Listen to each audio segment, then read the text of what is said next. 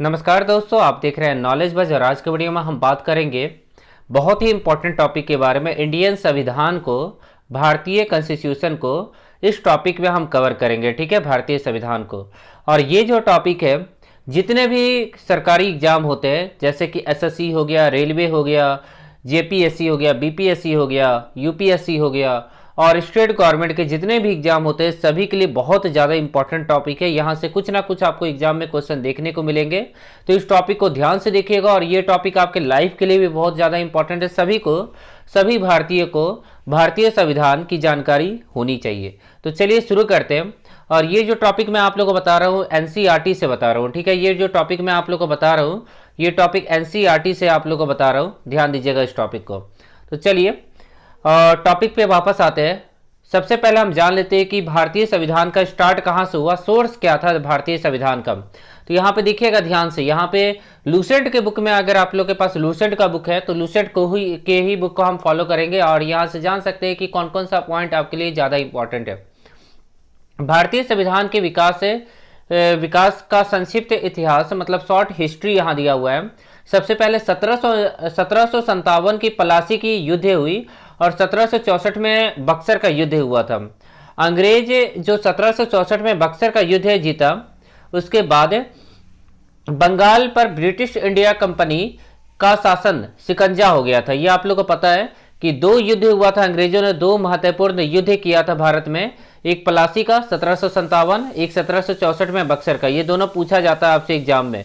और इसी शासन को अनुकूल मतलब बनाए रखने के लिए एक एक्ट को पारित किया गया जो कि भारतीय संविधान की विकास की सीढ़ियां बनी। तो वो लोग क्या करते थे, भारत में शासन करने के लिए एक्ट पारित करते थे, उसके हिसाब से शासन करते थे और उसी को बेस बना के भारतीय संविधान को बनाया गया। सबसे पहला जो एक्ट आया रेगुलेटिंग एक्ट आया। कब आया था? 1773 में। सीधा क्वेश्चन पूछा जाता है कि रेगुलेटिंग एक्ट कब आया था, तो याद हो गया आप लोगों को 1773 में सबसे पहला एक्ट हुआ था अंग्रेजों का भारत में जब शासन स्थापित हुआ था। मतलब 1764 के बाद 9 साल के बाद ये एक्ट आया, रेगुलेटिंग एक्ट। अब यहां ध्यान दीजिएगा, अब यहां देखिएगा, सिर्फ आप एक्ट याद रखिएगा। एक्ट ऑफ सेटलमेंट कब आया था? 1781 में। ठीक है, मैंने अंडरलाइन किया है। 1784 में पिट्स इंडिया एक्ट आया था, सीधा क्वेश्चन पूछा जा सकता है। 1793 का ये जो चार्टर एक्ट है ये बहुत ज़्यादा इंपॉर्टेंट है, सीधा पूछा जाएगा कि जो पहला चार्टर एक्ट आया था वो कब आया था, तो 1793 में आया था। ठीक है, काम नहीं पूछा जाएगा, फिर भी मैं बता देता हूं क्योंकि 1793 का जो चार्टर एक्ट है वो इंपॉर्टेंट है। इसके द्वारा नियंत्रण बोर्ड के सदस्यों तथा कर्मचारियों के वेतन को भारतीय राजस्व से देने की व्यवस्था की गई। तो ये आप लोगों को समझ में आ गया होगा कि जो भी वेतन था, जो भी सैलरी था, वो भारतीय जो राज्य कोष था, जो भी भारत में कमाई होता था उससे देने का नियम कानून बनाया गया। 1813 का चार्टर अधिनियम एक्ट। अब यहाँ पे क्या हुआ, यहाँ पे एक चीज रखा गया कि हर 20 साल के बाद ये चार्टर अधिनियम एक्ट को क्या किया जाएगा, अपडेट किया जाएगा। ठीक है, ये चीज रखा गया, देख सकते हैं। 1793 के बाद 1813 में एक चार्टर अधिनियम एक्ट आया 20 साल के बाद। उसके बाद कब आया देखिएगा, 1813 के बाद 1833 में आया होगा, देखिएगा 1833 में यहाँ पे आया चार्टर अधिनियम एक्ट। ठीक है, उसके बाद देखिएगा 53 में भी आया 20 साल के बाद। और उसके बाद देखिएगा 58 में क्या हुआ, ये चार्टर अधिनियम एक्ट को खत्म किया गया। उसके जगह पे क्या आ गया, भारत शासन अधिनियम एक्ट। ये अंतिम तक चलेगा, 1935 तक चलेगा। 1858 का भारत शासन अधिनियम एक्ट। अब भारत में कैसे शासन किया जाएगा, वो पहले ईस्ट इंडिया कंपनी था, अब पूरे भारत में इनका अच्छे से शिकंजा हो गया ये 1857 के विद्रोह के बाद। तो इन्होंने ला दिया भारत शासन अधिनियम एक्ट, मतलब भारत में किस तरह से शासन किया जाए उसके लिए एक एक्ट पारित कर दिया इन्होंने। अब देखिए उसके बाद 61 में क्या हुआ, भारत परिषद अधिनियम एक्ट आया। ये एक्ट नहीं पूछा जाएगा, केवल आपको याद रखना है कि 1861 में भारत परिषद अधिनियम आया। ठीक है, उसके बाद अगर हम बात करें 1873 में आया अधिनियम, एक अधिनियम आया। ठीक है, ये अधिनियम उतना इंपॉर्टेंट नहीं है, छोटा सा हम देख लेते हैं। इस अधिनियम द्वारा यह उपबंध किया गया कि ईस्ट इंडिया कंपनी को किसी भी समय भंग किया जा सकता है एक ये ध्यान दीजिएगा, बहुत ही इंपॉर्टेंट है। इस अधिनियम से क्या हो गया कि ये बताया गया कि ईस्ट इंडिया कंपनी को किसी भी समय भंग किया जा सकता है, और 1 जनवरी 1984 को ईस्ट इंडिया कंपनी को औपचारिक रूप से भंग कर दिया गया। तो ये मोस्ट इंपॉर्टेंट पॉइंट हो गया 1873 का अधिनियम। अब शाही उपाधि अधिनियम 1876 में आया था। इस अधिनियम द्वारा गवर्नर जनरल की केंद्रीय कार्यकारिणी के छठे सदस्य की नियुक्ति उसे लोक निर्माण विभाग का कार्य सौंपा गया। ठीक है, लोक निर्माण विभाग का कार्य सौंपा गया, मतलब सिविल सर्विसेज ये सब का। ठीक है, आगे देखिएगा 1892 का परिषद अधिनियम। 1892 में परिषद अधिनियम आया, ये उतना इंपॉर्टेंट नहीं है। उसके बाद अगर हम देखें 1919 में भारत का परिषद अधिनियम, मिंटो सुधार शायद इसी को बोलते हैं, ये भी उतना इंपॉर्टेंट नहीं है। ठीक है, आगे देखते हैं 1919 का भारत शासन अधिनियम एक्ट, ये बहुत ज़्यादा इंपॉर्टेंट है। भारत शासन अधिनियम एक्ट है 1919 में। ठीक है, उसके बाद जो अंतिम में आया, अंतिम में जो आएगा वो मोस्ट इंपॉर्टेंट होगा, उसको हम देख लेते हैं। यहाँ देखिएगा 1935 में भारत शासन अधिनियम एक्ट जो आया, ये बहुत इंपॉर्टेंट है। 1935 का अधिनियम 321 आर्टिकल थे इसमें, 321 आर्टिकल और 10 से अनुसूची। ठीक है, 10 से अनुसूची थे। अनुसूची मतलब क्या होता है, शेड्यूल होता है, 10 अनुसूची थे इसमें। ठीक है, और यहाँ से सीधा मैं बता दूं कि 250 आर्टिकल ऐसे हैं जो कि सीधे कॉपी कर दिए गए, मतलब सीधे आपके जो नए संविधान है ना, जो 1950 में तैयार हुआ था, उसमें सीधा क्या किया गया, सेम टू सेम उसको कॉपी कर दिया गया वहां पे। तो 250 आर्टिकल 1935 अधिनियम भारत शासन अधिनियम से लिया गया है। ठीक है, तो बहुत इंपॉर्टेंट है, ये भारत शासन अधिनियम है। आगे देखते हैं, आगे देखिएगा 1947 से अब स्टार्ट करते हैं यहाँ पे। ठीक है, यहाँ से आपको ध्यान देना होगा। यहाँ देखिएगा 1947 का भारतीय स्वतंत्रता अधिनियम। अब पहला देखिएगा, 2 अधिराज्यों की स्थापना की गई। 15 अगस्त 1947 को भारत एवं पाकिस्तान नामक 2 अधिराज्य बनाए गए। ठीक है, 1947 का जो भारतीय स्वतंत्रता अधिनियम आया था, उसके तहत 2 अधिराज्य का स्थापना किया गया, एक भारत एक पाकिस्तान। ठीक है, तो ये इंपॉर्टेंट हो गया, ये भी एग्जाम में पूछा जाता है कि पाकिस्तान की स्थापना कैसे हुई थी। तो जो यहाँ मोस्ट इंपॉर्टेंट है बस मैं उसी को बताऊंगा, पूरा लूसेंट को आपको बोल के नहीं बताऊंगा, वो काम आप खुद भी कर सकते हैं। मैं यहाँ आपको मोस्ट इंपॉर्टेंट पॉइंट बताने जा रहा हूँ। अब देखिएगा भारतीय संविधान सभा। भारतीय संविधान सभा का गठन कैसे हुआ था, कैसे तैयार किया गया था, उसको जानते हैं। कैबिनेट मिशन की संतुष्टि के आधार पर भारतीय संविधान का निर्माण करने वाली सभा का गठन 1946 को हुआ था। ध्यान दीजिएगा 1946 में कैबिनेट का गठन हुआ था, जो कि भारतीय संविधान को गठित करेगी। अब यहां देखिएगा कैबिनेट मिशन के सदस्य सर स्टेफार्ड क्रिस्पस, लॉर्ड पैट्रिक लॉरेंस और एबी अलेक्जेंडर थे। ठीक है, ये तीनों थे, ये पूछा नहीं जाता एग्जाम में, इसलिए मैंने ज्यादा ये पॉइंट उतना इंपॉर्टेंट नहीं है। भारत के लिए संविधान सभा की रचना हेतु संविधान सभा का विचार सर्वप्रथम विचार स्वराज्य पार्टी ने दिया था, और एस एन रॉय ने शायद दिया था, ये भी पूछा जा सकता है। एस एन रॉय नाम याद रखिएगा, मैं ऑब्जेक्टिव क्वेश्चन जब करवाऊंगा संविधान से रिलेटेड तो उसमें आप लोग को पता चलेगा। तो भारत का संविधान की रचना हेतु संविधान सभा का विचार सर्वप्रथम स्वराज्य पार्टी द्वारा दिया गया था, ये याद रखिएगा, स्वराज्य पार्टी के द्वारा दिया गया था।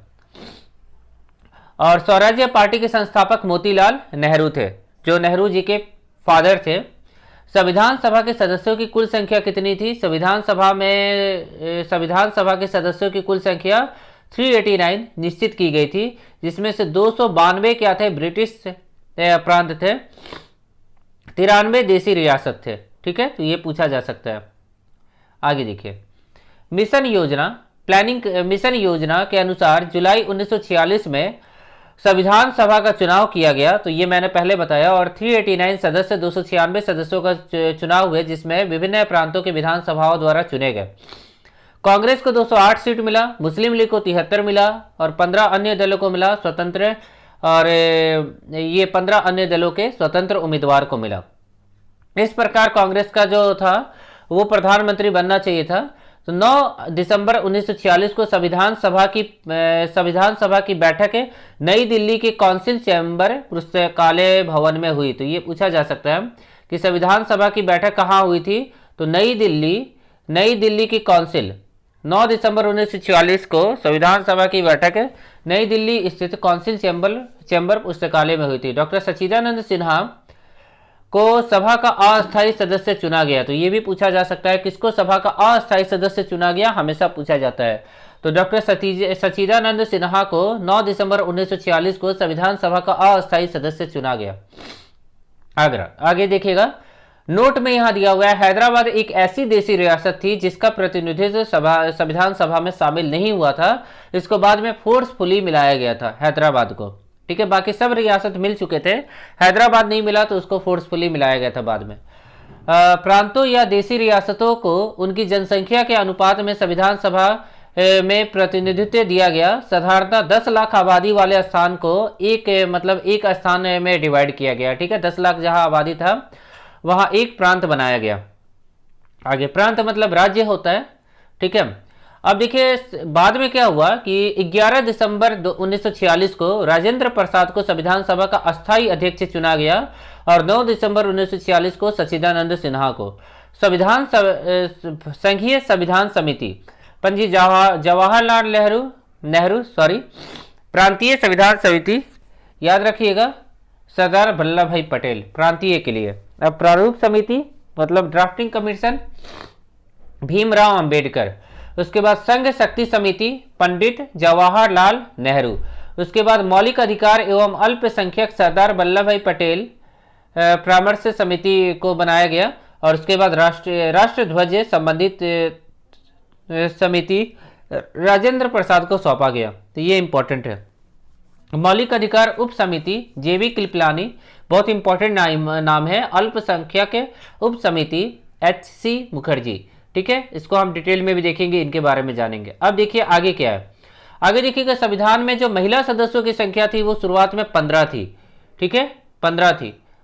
आगे देखिए, 11 दिसंबर 1946 को डॉक्टर राजेंद्र प्रसाद सभा के अस्थायी अध्यक्ष निर्वाचित हुए। 11 दिसंबर 1946 को याद रखिएगा, जो कि मैंने पहले बता दिया था। 13 दिसंबर 1946 को राजेंद्र प्रसाद ने जवाहरलाल नेहरू द्वारा पेश किए गए उद्देश्य प्रस्ताव के साथ संविधान का जो गठन था वो स्टार्ट किया गया। ठीक है, उसके बाद BN राव द्वारा तैयार किए गए संविधान का प्रारूप विमर्श करने के लिए संविधान द्वारा 29 अगस्त 1947 को एक वैकल्प संकल्प पारित करके प्रारूप समिति का गठन किया गया, मतलब ड्राफ्टिंग समिति का गठन किया गया। इसके अध्यक्ष भीमराव अंबेडकर को बनाया गया। प्रारूप समिति के सदस्यों की संख्या 7 थी, ये भी पूछा जा सकता है। कौन कौन थे वो उतना इंपॉर्टेंट नहीं है। अब देखिए आगे, अब यहां देखिएगा अलग अलग विभाग में बांटा गया, जैसे कि वल्लभ भाई पटेल गृह मंत्री बने, बलदेव सिंह रक्षा मंत्री बने, जॉन मथाई उद्योग आपूर्ति बनाए गए, राज्य गोपालचारी शिक्षा मंत्री बने गए। संविधान सभा के गठन मतलब आज़ादी से पहले का ये बात है। ठीक है, तो भारत के पहले अगर पूछा जाएगा शिक्षा मंत्री कौन थे तो अब्दुल कलाम आज़ाद को लगाइएगा, ना कि सी राजगोपालचारी को। ये भारत के अंतिम गवर्नर थे। ठीक है, प्रथम भारतीय थे और अंतिम गवर्नर थे। आगे देखिएगा, इनको भारत रत्न भी मिला था, राम गोपालचारी जो भी नाम था उनका, उनको भारत रत्न भी मिला था, वो भी पूछा जा सकता है। देश विभाजन के बाद संविधान सभा का फिर से गठन किया गया। 31 अक्टूबर 1947 को गठन किया गया और 31 दिसंबर 1947 को संविधान सभा के सदस्यों की कुल संख्या 299 थी। ठीक है, जिसे प्रांतीय सदस्यों की संख्या 229 और जो रियासत थे वो 70 हो गए आज़ादी के बाद। ठीक है, तो ये इंपॉर्टेंट हो गया कि आज़ादी के समय कुल सदस्यों की संख्या कितनी थी संविधान में, तो 299, जिसमें प्रांत मतलब राज्य के 229 और जो रियासत थे उसके 70 थे। 26 नवंबर 1949 को संविधान का जो पूरा काम था वो खत्म हुआ था और 284 सदस्य उस समय उपस्थित थे संविधान सभा में उस समय के। डॉक्टर जॉन मथाई से उसके बाद रेल मंत्री बनाए गए, रेल परिवहन मंत्री। नेहरू जी को प्रधानमंत्री बनाया गया, विदेशी मामले के मंत्री बनाए गए, अंतरिक्ष विज्ञान भी इनके हाथ में सौंपा गया और कॉमनवेल्थ भी इनके हाथ में सौंपा गया। सरदार वल्लभ भाई पटेल को गृह मंत्री, सूचना प्रसारण, राज्यों के मामले। डॉक्टर राजेंद्र प्रसाद कृषि और खाद्य मंत्री बनाए गए। राष्ट्रपति उस समय नहीं बनाया गया था, राष्ट्रपति संविधान बन जाएगा उसके बाद बनाया जाएगा इनको। उसके बाद अब्दुल कलाम आजाद को शिक्षा मंत्री, जॉन मथाई को रेलवे परिवहन मंत्री, BR अम्बेडकर को विधि नियम कानून का, जगजीवन राम को श्रम सरदार वल्लभ वल्लभ बलदेव सिंह को रक्षा मंत्री, राजकुमारी अमृत कौर स्वास्थ्य मंत्री, CH भाभा वाणिज्य मंत्री, रफ़ी अहमद किदवई किदवई संचार मंत्री, RK देख लीजिएगा वित्त मंत्री, डॉक्टर श्यामा प्रसाद मुखर्जी उद्योग एवं आपूर्ति मंत्री, और शिक्षा मंत्री मैंने आप लोगों को बता दिया था अब्दुल कलाम आजाद। अब देखिए संविधान निर्माण की प्रक्रिया में कुल 2 वर्ष 11 महीने 18 दिन का समय लगा। यहां ध्यान से देखिएगा 2 वर्ष 11 महीने 18 दिन का समय लगा। संविधान की प्रारूप पे कुल 114 दिन बहस हुई थी। प्रारूप पर कुल 114 दिन बहस हुई थी। संविधान निर्माण में कुल मिलाकर देख लीजिएगा कितने पैसे खर्च हुए, बहुत पैसे खर्च हुए। 63,96,729 रुपए खर्च हुए। उस समय के हिसाब से तो बहुत ज़्यादा हो जाएगा ये अमाउंट। उसके बाद संविधान को जब 26 नवंबर 1949 को संविधान सभा द्वारा पारित किया गया, तब इसमें कुल 22 भाग 395 आर्टिकल और 8 ही अनुसूची था। अभी कितना अनुसूची है? 12 अनुसूची है, बट उस समय केवल 8 अनुसूची थे, बाकी सब सेम है। आगे देखिए वर्तमान समय में संविधान में 22 भाग 395 आर्टिकल और 12 शेड्यूल है, जो कि मैंने आप लोग को बता दिया है। आगे देखिएगा 26 जनवरी 1950 को संविधान को लागू किया गया था, 2 वर्ष 11 महीने 18 दिन के प्रयास के बाद। ठीक है, टाइम लग गया था इतना। संविधान सभा की अंतिम बैठक 24 जनवरी 1950 को हुई थी, और उसी दिन संविधान सभा के द्वारा डॉक्टर राजेंद्र प्रसाद को भारत का प्रथम राष्ट्रपति चुना गया था। ठीक है, जिस दिन संविधान लागू हो गया था, मतलब जो अंतिम बैठक जिस दिन हुआ था 24 जनवरी 1950 को, ये पूछा जा सकता है। काफी बच्चे 26 जनवरी लगा के आएंगे, और इस दिन ही राजेंद्र प्रसाद को भारत का प्रथम राष्ट्रपति चुना गया था।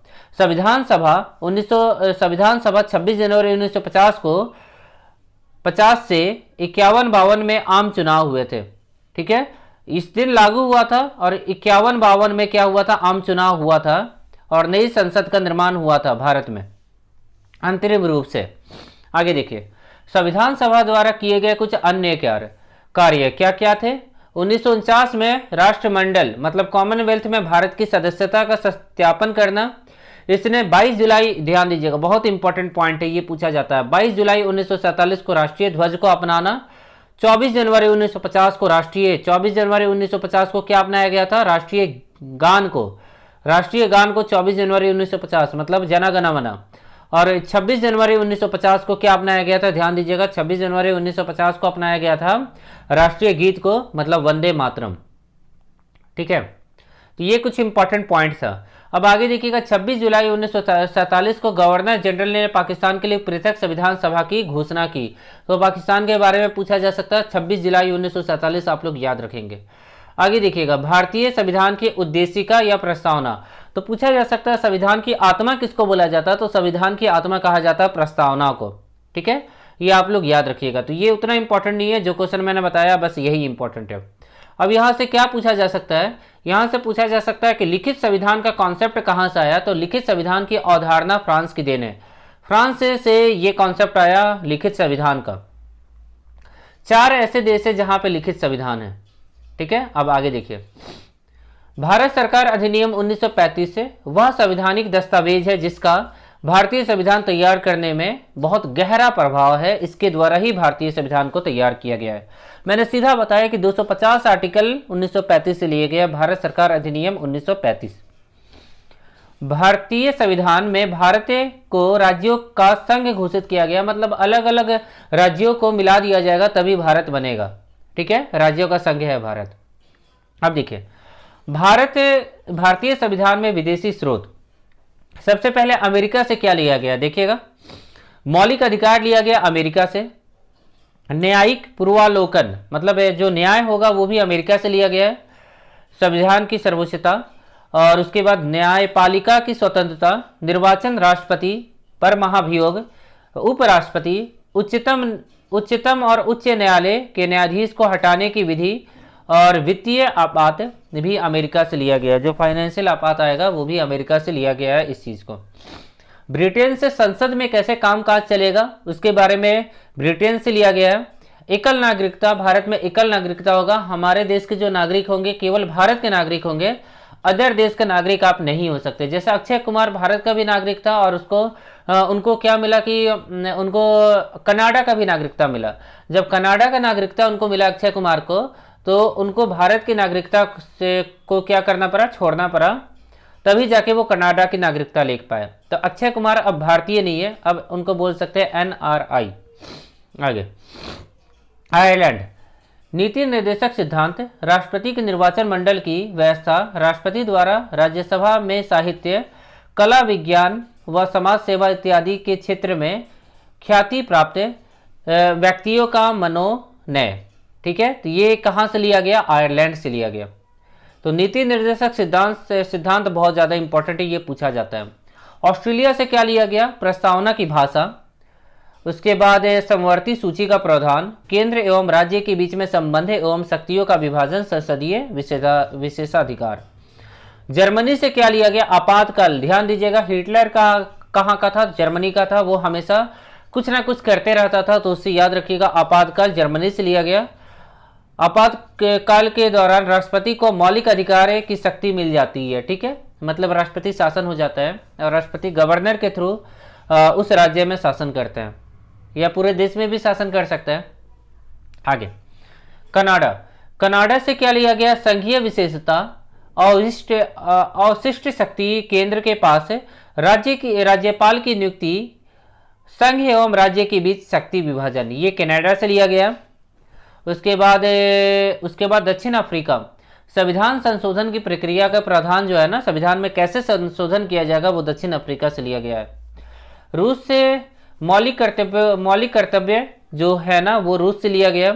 और जापान से नियम कानून, विधि द्वारा स्थापित प्रक्रिया, मतलब नियम कानून से जो प्रोसेस स्थापित होगा, उसको कहाँ से लिया गया, जापान से।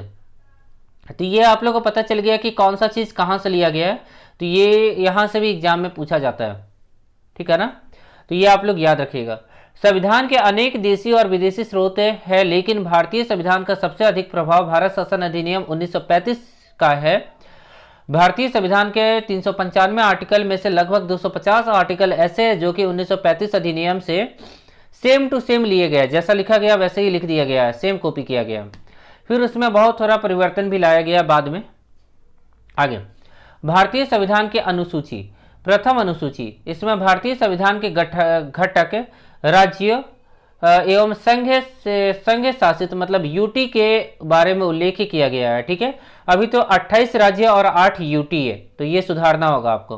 ठीक है, आगे, संविधान के 69वें संशोधन द्वारा दिल्ली को राष्ट्रीय राजधानी का दर्जा दिया गया। तो याद रखिएगा कि 69 संशोधन हुआ था, तब दिल्ली को राष्ट्रीय राजधानी बनाया गया था। द्वितीय अनुसूची, अब ये आर्टिकल के बारे में बताया जा रहा है कि इसमें भारतीय राज्य व्यवस्था के विभिन्न पदाधिकारियों के बारे में बताया गया, ऑफिसर्स के बारे में बताया गया है, जिसमें राज्यपाल होगा, लोकसभा होगा, राष्ट्रपति होगा, इन सब के बारे में बताया गया है कि वेतन क्या मिलेगा, पेंशन क्या मिलेगा, उसका उल्लेख किया गया है। ठीक है, जो भी राज्य व्यवस्था चलाते हैं उनके वेतन के बारे में उल्लेख किया गया है द्वितीय अनुसूची में। तृतीय अनुसूची में देखिएगा, इसमें विभिन्न जो पद अधिकारी है, जैसे मंत्री हो गया, उच्चतम न्यायालय न्यायाधीश हो गए, उनके द्वारा पद ग्रहण के समय ली जाने वाले शपथ के बारे में बताया गया। चौथी अनुसूची में देखिएगा, इसमें विभिन्न राज्यों तथा संघ राज्यों की राज्यसभा में प्रतिनिधित्व का विवरण दिया गया है। ठीक है, राज्य में, यूटी में, राज्यसभा में कैसे वो प्रतिनिधित्व करेंगे, इसके बारे में बताया गया। पांचवी अनुसूची, इसमें विभिन्न अनुसूचित क्षेत्रों और अनुसूचित जनजातियों के प्रशासन और नियंत्रण के बारे में बताया गया। ठीक है, ये भी इंपॉर्टेंट है, पूछा जाता है। छठी अनुसूची देखिएगा, इसमें असम, मेघालय, त्रिपुरा और मिजोरम राज्यों के जनजाति के प्रशासन के बारे में बताया गया है। सातवीं अनुसूची में इसमें केंद्र एवं राज्यों के बीच शक्तियों के बंटवारे के बारे में बताया गया, और इसी अनुसूची में सरकार द्वारा शुल्क एवं कर लगाने के बारे में भी उल्लेख किया गया। ठीक है, और इसके अंतर्गत 3 आता है, संघ सूची आता है, राज्य सूची आता है, और समवर्ती सूची आता है। संघ सूची मतलब ये, मतलब मैं बताऊंगा आपको, यूटी के बारे में होता है। राज्य सूची मतलब राज्य के बारे में होता है। समवर्ती सूची मतलब दोनों मिलकर इसमें फैसला लेते हैं। ठीक है, तो इसके बारे में मैं आप लोगों को डिटेल में नीचे बताऊंगा। आप देखिएगा, इस सूची में दिए गए विषय पर केंद्र सरकार बनाती है, मतलब जो कानून बनाएगा वो केंद्र सरकार बनाएगा यूटी के लिए, और संविधान लागू होने समय 97 विषय थे इसमें संघ सूची में। अभी कितने हैं? 100 विषय हैं। आगे देखिए, राज्य सूची में राज्य सरकार कानून बनाता है और राष्ट्रीय हित को संबोधित के होने पर केंद्र सरकार भी कानून बना सकती है, राष्ट्रीय हित होगा तब। वर्तमान में 61 सब्जेक्ट है, शुरुआत में 66 थे। समवर्ती सूची में केंद्र सरकार और राज्य सरकार दोनों मिलकर कानून बनाएगी, परंतु कानून के विषय समान होने पर जो केंद्र सरकार का बनाया गया कानून होगा वो लागू किया जाएगा। वर्तमान में 52 विषय है, ठीक है। शुरुआत में कितना था? 57। 8वीं अनुसूची में देखिएगा, इसमें 22 भाषाओं का उल्लेख है, बहुत इंपॉर्टेंट है, 22 भाषाओं का उल्लेख है। मूल रूप से 8वीं अनुसूची 14 भाषा थी और अभी 22 भाषा का उल्लेख किया गया 8वीं अनुसूची में। 1967 में 21वां संशोधन में सिंधी को 1992 में, ठीक है, अलग अलग भाषा को भारतीय मतलब संविधान में ऐड किया गया, ठीक है, 8वीं अनुसूची में। आगे देखिए, आगे है 9वीं अनुसूची। भारतीय संविधान में यह अनुसूची प्रथम संविधान संशोधन अधिनियम 1951 द्वारा जोड़ी गई थी, 9वीं अनुसूची। इसके अंतर्गत राज्य द्वारा संपत्ति के अधिग्रहण की विधियों का उल्लेख किया गया है, तो ये इंपॉर्टेंट है, ठीक है। आगे देखिए, 10वीं अनुसूची। यह संविधान में 52वें संशोधन 1985 के द्वारा जोड़ी गई है। इसमें दल बदल से संबंधित प्रावधानों का उल्लेख है। किसमें? 52वीं अनुसूची में 1985 के द्वारा जोड़ी गई। इसमें दल बदल से संविधान प्रावधानों का उल्लेख किया गया है, ठीक है, ये याद रखिएगा। 11वीं अनुसूची। यह संविधान में 73वें संवैधानिक संशोधन के द्वारा जोड़ा गया है। इसमें पंचायती राज्य के बारे में संस्थाओं को कार्य करने के लिए 29 विषय प्रदान किए गए हैं, ठीक है। उसके बाद 12वीं अनुसूची देखिएगा, यह संविधान में 74वें संशोधन के द्वारा 1993 में जोड़ा गया था, ठीक है। आगे देखिएगा, देसी रियासतों का भारत में विलय कैसे हुआ उसके बारे में हम जान लेते हैं। रियासत को भारतीय संविधान में सम्मिलित करने के लिए सरदार वल्लभ भाई पटेल के नेतृत्व में रियासती मंत्रालय बनाया गया, ठीक है। उनको जिम्मा दिया गया कि आप सभी देसी रियासतों को मिलाए, भारत में मिलाए। जूनागढ़ को जनमत संग्रह के द्वारा, मतलब जनता के सहमति के आधार पर मिला लिया गया। हैदराबाद रियासत को पुलिस कार्रवाई के माध्यम से मिलाया गया, मतलब फोर्सफुली मिलाया गया। और जम्मू कश्मीर को विलय पत्र, जो वहाँ के राजा थे रंजीत सिंह, उन्होंने अपनी सहमति से भारत में जम्मू कश्मीर को मिलाया। डीसी रियासत को भारतीय संघ का अंग बनाने में सरदार वल्लभ भाई पटेल का सबसे महत्वपूर्ण भूमिका था। उनके कारण ही सभी देसी रियासत भारत में मिल पाए, तो ये भी इंपॉर्टेंट है। संघ और उसका राज्य क्षेत्र, ठीक है। भारत में कुल 28 राज्य है और 8 यूटी है, ठीक है ना, ये याद रखिएगा। आर्टिकल 1, आर्टिकल 2, ये सब आर्टिकल मैं बाद में बताऊंगा, आप लोग को बहुत लंबा हो जाएगा, 395 आर्टिकल हो जाएंगे। तो आर्टिकल मैं किसी और वीडियो में आप लोग को डिटेल में बता दूंगा जो जो इंपॉर्टेंट है। अभी यहाँ देखिएगा, भारत के संविधान को कितने भाग में बांटा गया है? तो 22 भाग में बांटा गया, जो कि मैंने पहले बताया था। भाग 1 क्या है? संघ और उसका राज्य क्षेत्र। भाग 2 क्या है? नागरिकता के बारे में बताता है, ये भी पूछा जाता है। भाग 3 क्या है? तो मौलिक अधिकार है। भाग 4 क्या है? मौलिक अधिकार हो गया। और भाग 4 हो गया नीति निर्देशक तत्व हो गया। भाग 4 का मूल कर्तव्य। भाग 5 संघ और राज्य। भाग 6 राज्य। भाग 7 पहली अनुसूची के खंड ख के राज्य। भाग 8 संघ राज्य क्षेत्र। भाग 9 पंचायत नगरपालिका सरकारी समितियां। भाग 10 अनुसूची और जनजाति क्षेत्र। भाग 11 संघ एवं राज्यों के बीच संबंध। भाग 12 वित्तीय संपत्ति संविदाएं और वाद। भाग 13 भारत के राज्य क्षेत्र के भीतर व्यापार संबंधी समागम।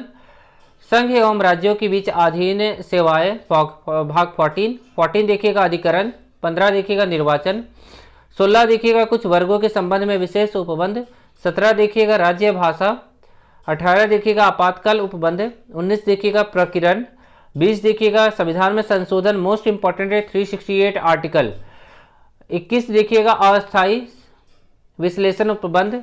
और 22 देखिएगा, ये भी इंपॉर्टेंट है, 22 वाला याद रखिएगा। 395 से लेके 393 से 95 संक्षिप्त नाम, प्रारंभ, हिंदी में प्राधिकृत, पाठ और निरसन। अब देखिएगा राज्यों, अब दोस्तों हम राज्यों के बारे में जान लेते हैं कि राज्यों का पुनर्गठन कैसे किया गया, कौन से राज्य को कब बनाया गया और कैसे बनाया गया। प्रशासनिक सुविधा के आधार पर राज्यों का पुनर्गठन किया गया, जहां का प्रशासन जैसा था उसके हिसाब से राज्यों का पुनर्गठन किया गया। सबसे पहले देखिएगा, ये टेबल ही आप लोग याद रखिएगा कि आंध्र प्रदेश का जो गठन किया गया वो देखिएगा 1 अक्टूबर 1953 में गठन किया गया। महाराष्ट्र का 1960 में गठन किया गया 1 मई, गुजरात का 1 मई 1960 में, और नागालैंड का 1 दिसंबर 1963 में।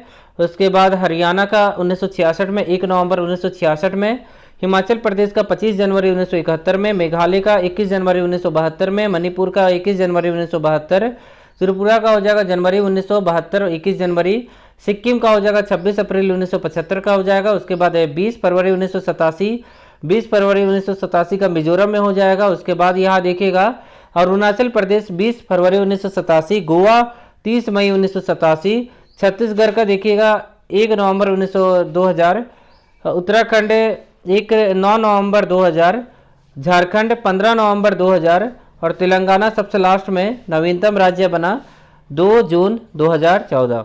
ठीक है, तो ये सब पूछा जा सकता है। 29वां राज्य कौन था, तो तेलंगाना था। अब यहाँ पे कुछ और भी पॉइंट लिखा हुआ है कि भाषा के आधार पे देखिएगा आंध्र प्रदेश का गठन कैसे हुआ था।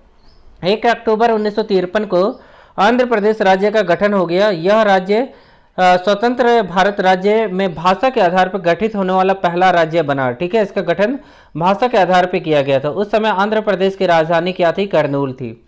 ये इंपॉर्टेंट हो गया, पहला राज्य था भाषा के आधार पर बनने वाला आंध्र प्रदेश। ठीक है, अभी आंध्र प्रदेश की राजधानी क्या है, अमरावती है। इससे पहले हैदराबाद थी। राज्य पुनर्गठन अधिनियम जुलाई 1956 में पास किया गया। इसके अनुसार भारत में 14 राज्य, 6 केंद्र शासित प्रदेश बने। राज्य पुनर्गठन आयोग 1953 में गठित हुआ।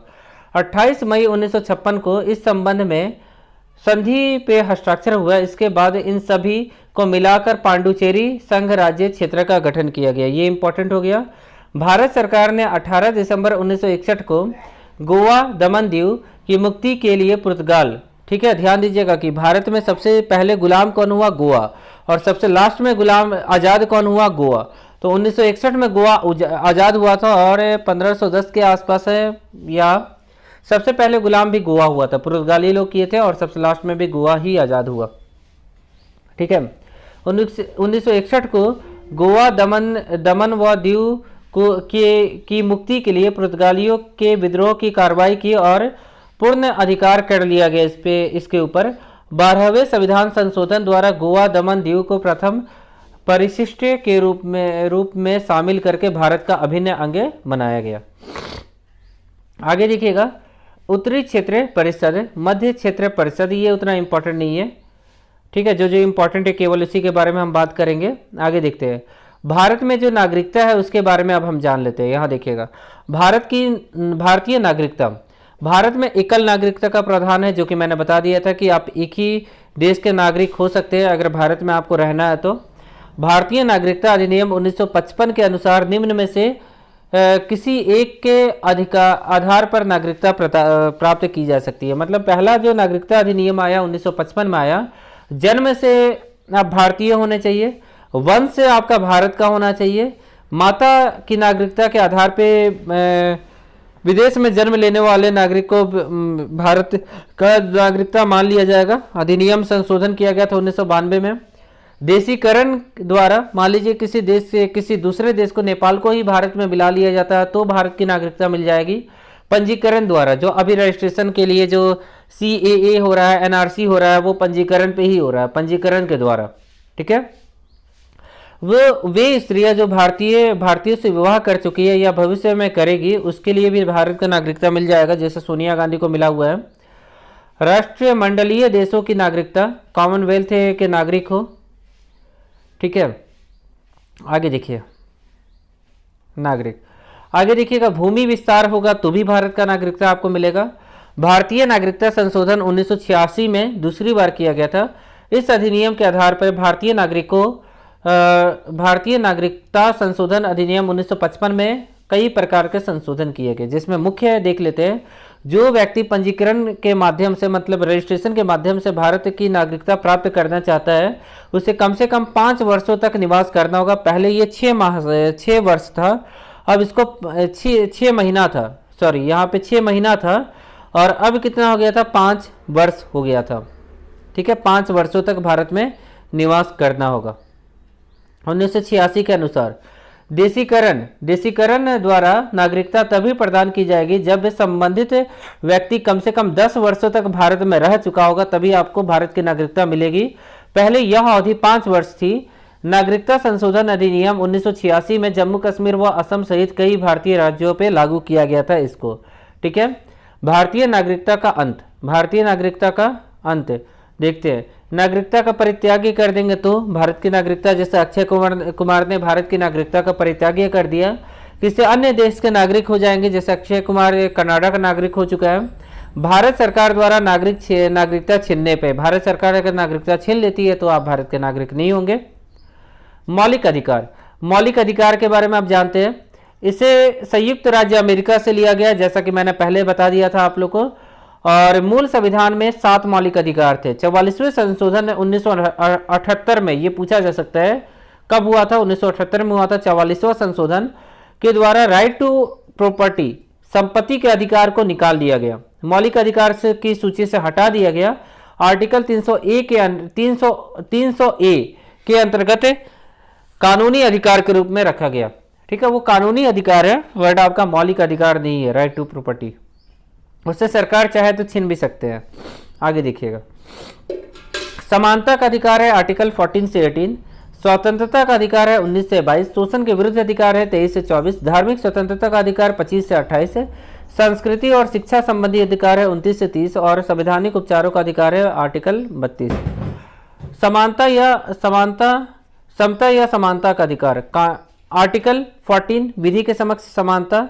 इसका मतलब क्या होता है? इसका मतलब होता है कि राज्य में सभी व्यक्ति समान है, एक समान है और सभी के लिए एक समान कानून है।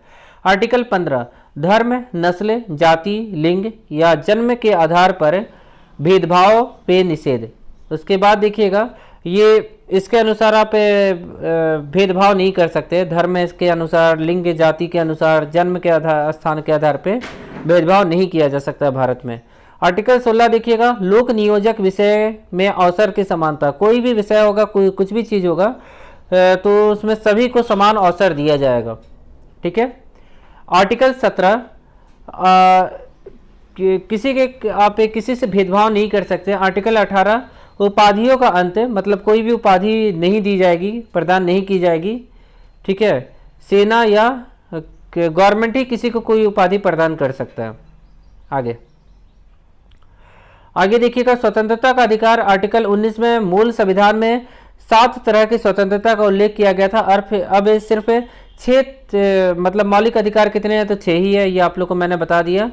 आर्टिकल 20, अपराधों के लिए दोष सिद्धि के संबंध में संरक्षण।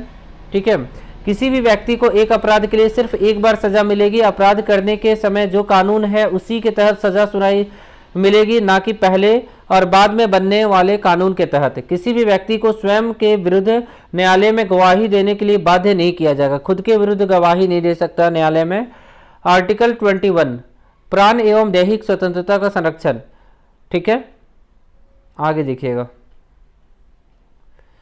आगे है यहाँ पे आर्टिकल 22, कुछ दशाओं में गिरफ्तारी और निरोध का संरक्षण। ये उतना इंपॉर्टेंट नहीं है, 24 घंटे के अंदर देखिएगा। हिरासत में लेने के कारण बताना होगा 24 घंटे के अंदर उसे दंडाधिकारी के मतलब कोर्ट के सामने पेश करना होगा। उसे अपने पसंद के वकील से सलाह लेने का भी अधिकार है। तो ये सब अधिकार आप लोगों को जानना चाहिए, संविधान के बारे में जानना चाहिए।